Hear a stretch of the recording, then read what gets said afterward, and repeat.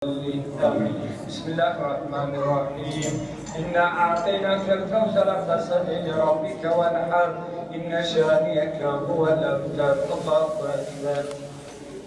السلام عليكم ورحمة الله. الرحمن الرحيم الحمد لله رب العالمين الرحمن الرحيم مالك يوم الدين إياك نعبد وإياك نستعين اهدنا الصراط المستقيم صراط الذين أنعمت عليهم غير المغضوب عليهم صراط الذين أنعمت عليهم غير المغضوب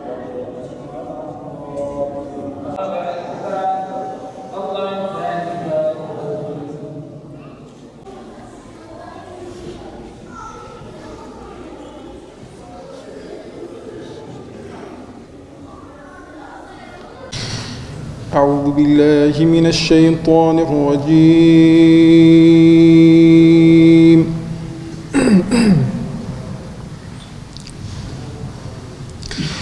بسم الله الرحمن الرحيم.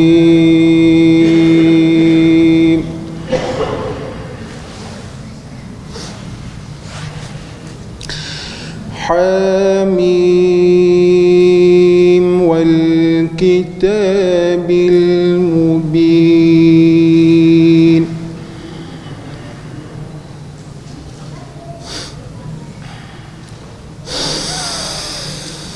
إنا أنزلناه في ليلة مباركة إنا كنا منذرين.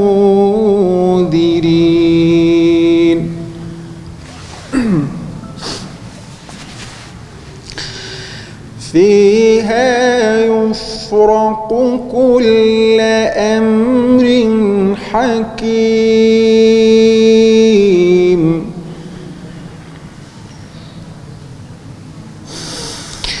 أمرا من عندنا إنا كنا مرسلين رحمة من ربك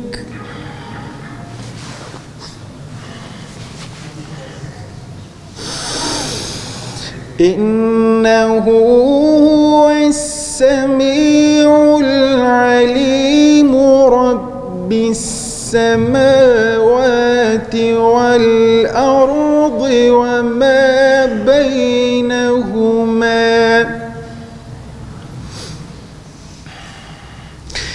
إن كنتم موقنين.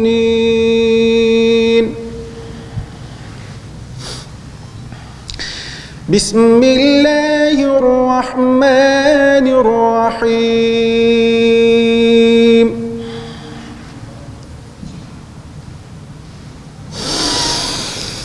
إنا أنزلناه في ليلة القدر وما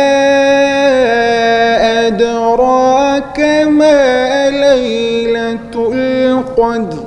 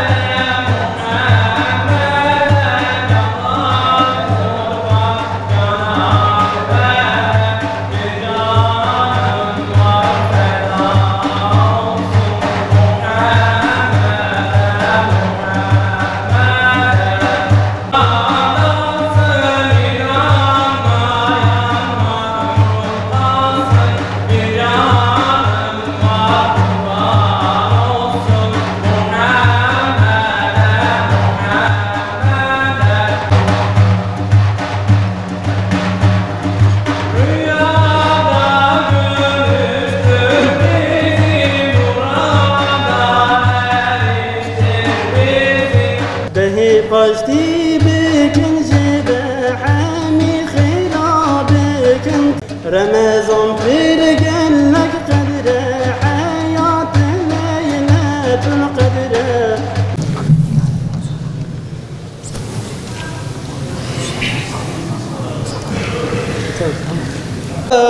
Yaş dökerek bağışlanma bekleyerek içimde bir yare kanar, dışım güler, içim ağlar bekleyerek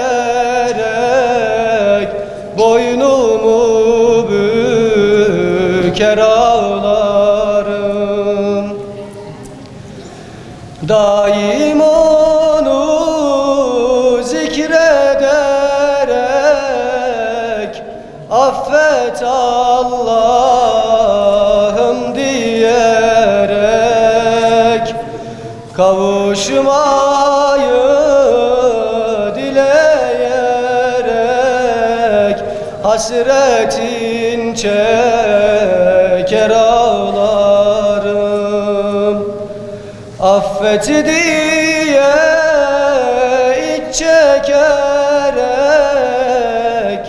aşka gözyaşı dökerek bağışlanma bekleyerek boynumu büker ağlarım.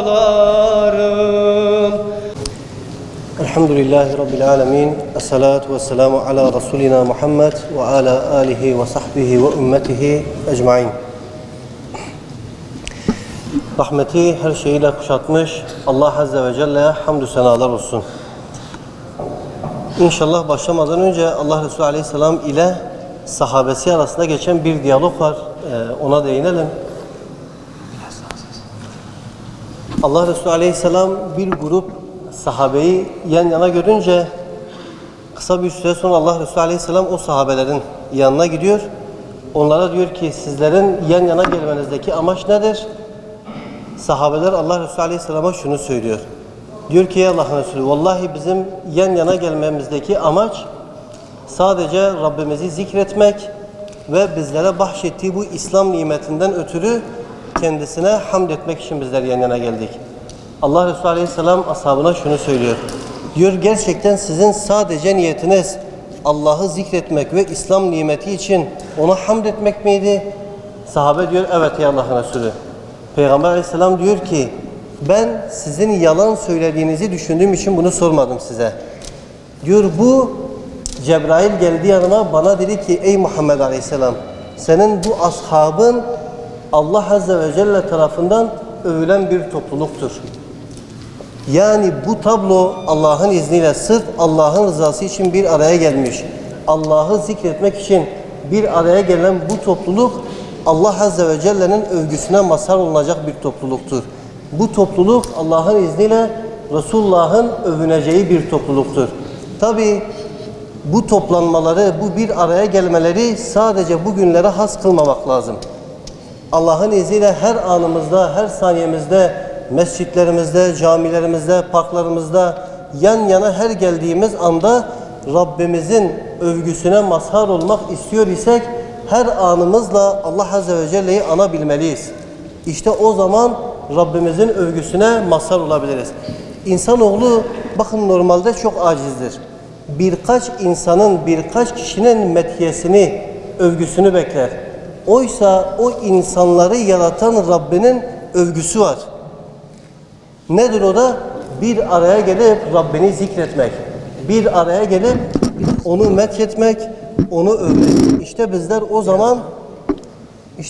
o zaman Allah'ın izniyle Rabbimizin övgüsüne mazhar olanlardan olacağız. Allah Azze ve Celle bizleri onlardan kılsın.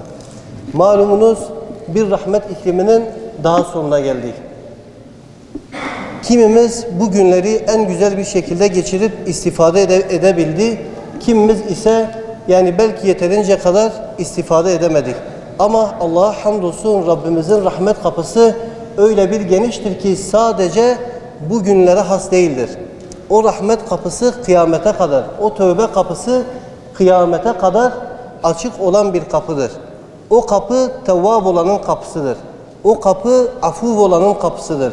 O kapı gafur olanın kapısıdır. Ne mutlu ki o kapıdan girebilenlere. Rabbim bizleri onlardan kılsın. Allah Azze ve Celle Kerim kitabında müminlerin bazı vasıflarından bahseder. Birçok ayet-i kerimede Allah-u Teala müminlerin alması gereken vasıflardan bahseder. Bir müminin ahlakı nasıl olmalı? Bir müminin konuşması, bir müminin giyimi, bir müminin ikili ilişkisi. Allah-u Teala birçok ayet-i kerimede bir müminin portresinden bize bahseder. Yine Rabbimiz bir mümin hataya düştüğünde, bir mümin günaha düştüğünde, Rabbine asi geldiğinde bir müminin tavrı nasıl olmalı? Allah-u Teala onu da bize Kerim kitabında bildirmektedir. Ne diyor ayet-i kerimede? وَالَّذ۪ينَ اِذَا فَعَلُوا فَاحِشَةً اَوْ ظَلَمُوا أَنْفُسَهُمْ ذَكَرُوا اللّٰهَ فَاسْتَغْفَرُوا لِذُنُوبِهِمْ. Onlar bir hataya düştüğünde, bir günah işlediğinde hemen akıllarını Allah'a getirirler. Bir hata mı işledi, bir günah mı işledi? O günahında ısrar etmez. Hemen Allah'ı hatırına getirir. Ne yapar? Hemen Allah'tan bağışlanma diler. Allah Azze ve Celle'ye tövbe eder. O günahında ısrar etmez. O hatasında ısrar etmez. Rabbinden hemen bağışlanma diler. Devamla وَمَنْ يَغْفِرُ الذُّنُوبَ اِلَّا اللّٰهِ. Çünkü mümin bilir, Allah'a iman eden kişi bilir.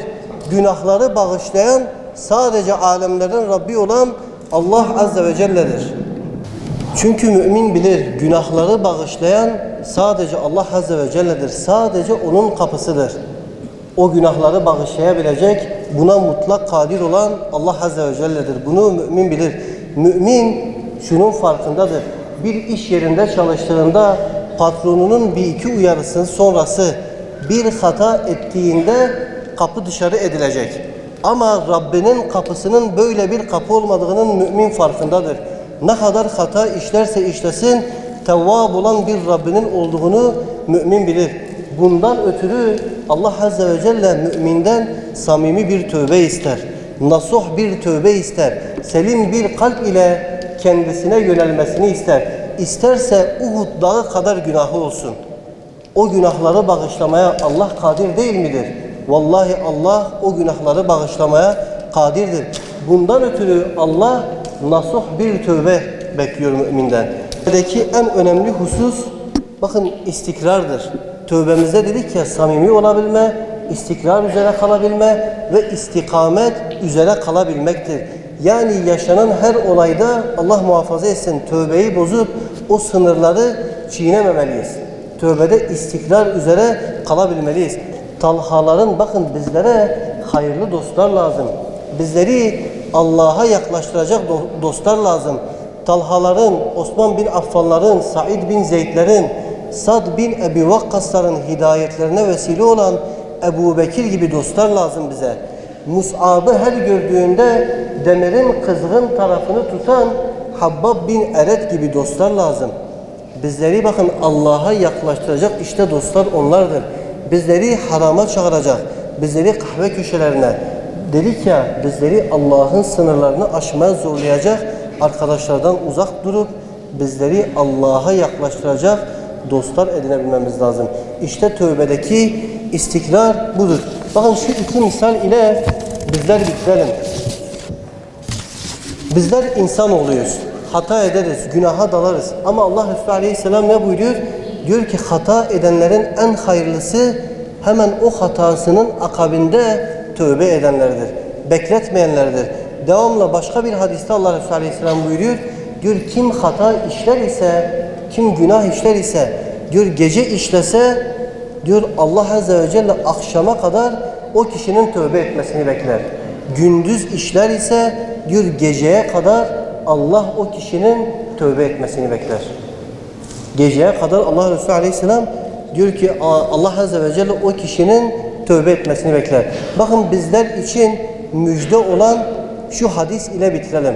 Allah Resulü Aleyhisselam ashabına birçok noktada bakın tövbeden, Rabbimizin bağışlama sıfatından bahsediyor. Bedir'de gönderdiğin meleklerinle, görülmez ordularınla onlara yardım et. Onlara dirlik, zalimlere karşı dur diyecek bir güç nasip eyle. O mübarek toprakları, Mescid-i Aksa'nın izzetini ve Müslümanların onurunu koru. Onlara sahip çıkan ferasetli kullarından eyle. Ya Rabbi, bu gece semaya açılan elleri boş çevirme. Evlerimize huzur, rızkımıza bereket, gönüllerimize inşirah ver. Velhamdülillahi Rabbil alemin. El Fatiha.